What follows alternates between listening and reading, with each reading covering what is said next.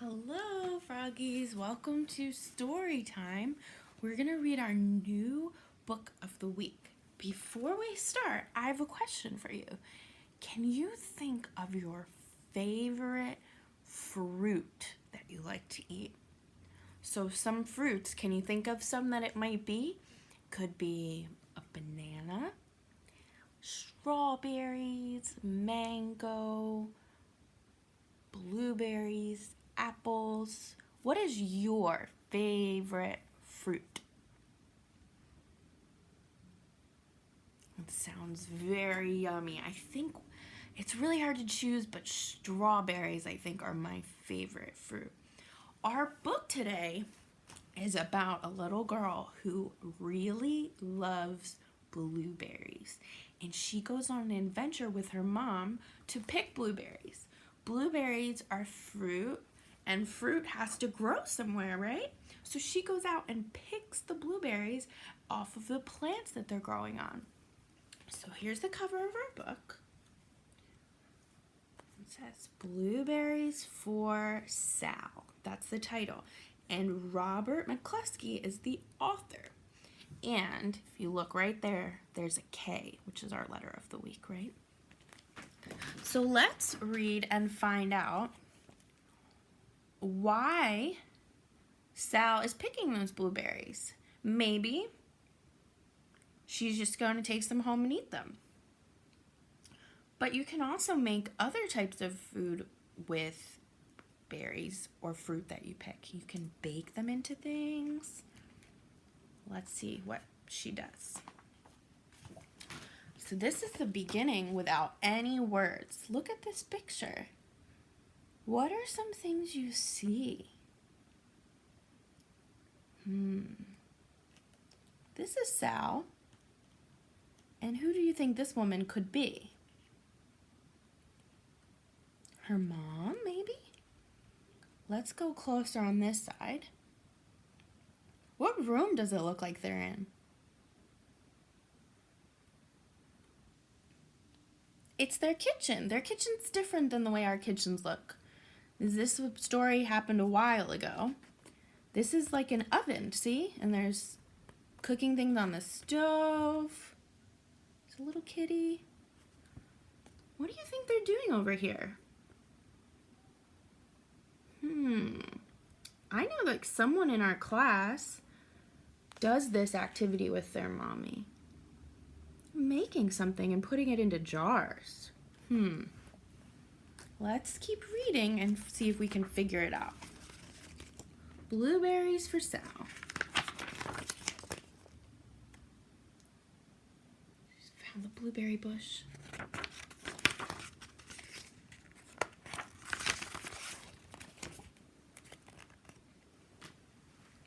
One day, little Sal went with her mother to Blueberry Hill to pick blueberries. Little Sal brought along her small tin pail, and her mother brought her large tin pail to put berries in. "We will take our berries home and can them," said her mother. "Then we will have food for the winter." So what are they going to do with their blueberries? I'm going to put them in some cans. Sometimes you can have food in a can, and they're going to save them. Little Sal picked 3 blueberries and dropped them in the little tin pail. Ka-plink, ka-plink, ka-plunk. She picked 3 more berries and ate them. Then she picked more berries and dropped 1 in the pail. Ka-plunk. And the rest she ate. Then little Sal ate all 4 blueberries out of her pail. She put 3 in, and then she put 1 more that made 4, and then she ate them all up. So she went back to 0 blueberries. Her mother walked slowly through the bushes, picking blueberries as she went and putting them in her pail. Little Sal struggled along behind, picking blueberries and eating every single one. Little Sal hurried ahead and dropped a blueberry in her mother's pail. It didn't sound plink because the bottom of the pail was already covered with berries. She reached down inside to get her berry back. Though she really didn't mean to, she pulled out a large handful because there were so many blueberries right up close to the one she had put in.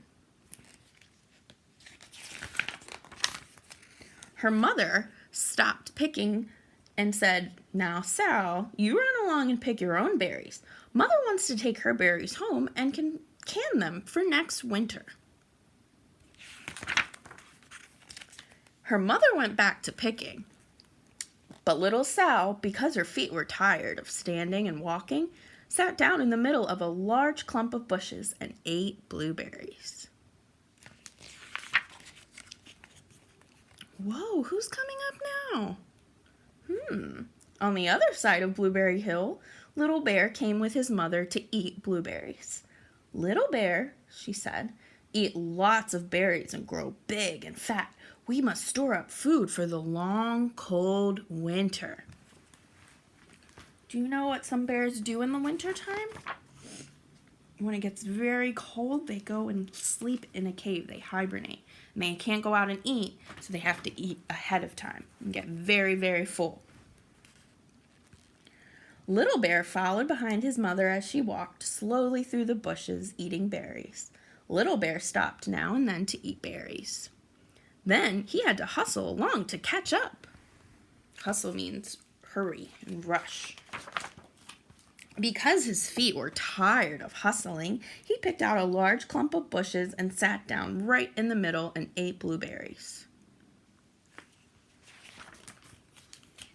Over on the other side of the hill, little Sal ate all of the berries she could reach from where she was sitting, and then she started out to find her mother.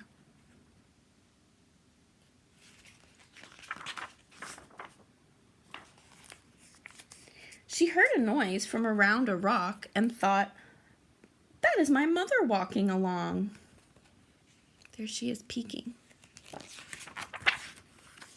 But it was a mother crow and her children, and they stopped eating berries and flew away saying, "Caw, caw, caw." Then she heard another noise in the bushes and thought, "That is surely my mother, and I will go that way." But it was Little Bear's mother instead. She was tramping along eating berries and thinking about storing up food for the winter. Little Sal tramped right along behind.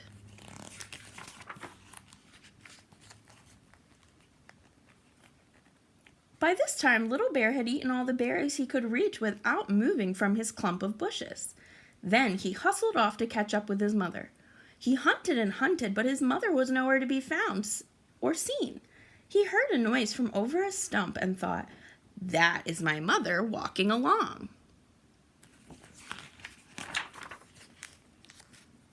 But it was a mother partridge and her children.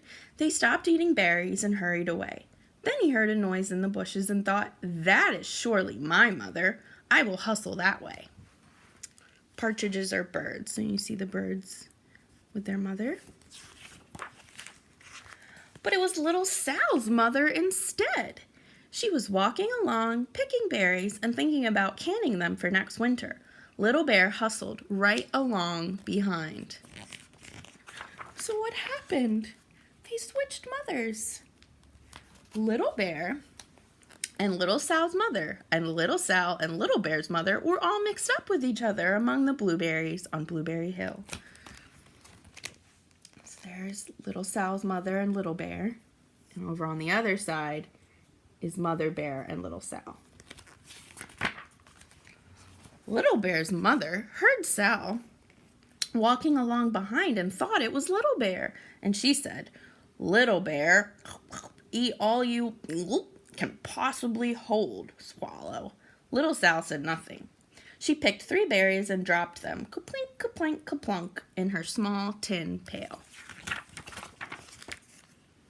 Little Bear's mother turned around to see what on earth could make a noise like ka-plunk. "Woof!" she cried, choking on a mouthful of berries. "This is not my child. Where's Little Bear?" She took one good look and backed away. She was old enough to be shy of people, even a very small person like Little Sal. Then she turned around and walked off very fast to hunt for Little Bear. Little Sal's mother heard Little Bear tramping along behind and thought it was Little Sal. She kept right on picking and thinking about canning blueberries for next winter. Little Bear padded up and peeked into her pail. Of course, he only wanted to taste a few of what was inside, but there were so many and they were so close together that he tasted a tremendous mouthful by mistake. "Now, Sal," said Little Sal's mother without turning around, "you run along and pick your own berries. Mother wants to can these for next winter." Little Bear tasted another tremendous mouthful and almost spilled the entire pail of blueberries. Little Sal's mother turned around and gasped, "My goodness, you are not Little Sal. Where is my child?" Little Bear just sat munching and swallowing and licking his lips. Little Sal's mother slowly backed away. She was old enough to be shy of bears, even very small bears like Little Bear. Then she turned and walked away quickly to look for Little Sal. She hadn't gone very far before she heard a ka-plink, ka-plank, ka-plunk. She knew just what made that kind of noise. Little Bear's mother had not hunted very long before she heard a hustling sound that stopped now and then to munch and swallow. She knew just what made that kind of noise. Little Bear and his mother went home down one side of Blueberry Hill, eating blueberries all the way and full of food stored up for next winter. There they are. And Little Sal and her mother went down the other side of Blueberry Hill, picking berries all the way, and drove home with food to can for next winter, a whole pail of blueberries and 3 more besides. So now, this is the same picture from the front, but maybe we understand it a little more because of reading the story. So they're canning blueberries. You have to warm them up on the stove, and then you seal them into these jars, and then you can eat the blueberries even when it's snowy on the Blueberry Hill and they can't go pick fresh blueberries. They'll have some right here in their jars. And our friend Gabe and his mommy have fruit, and they make it into jelly, delicious jelly, and put it in jars like this. So that's something that some people still do. I hope you liked our story, I Love Blueberries for Sal. And we'll read it again on Wednesday, and we'll also have circle time again on Wednesday. Bye-bye.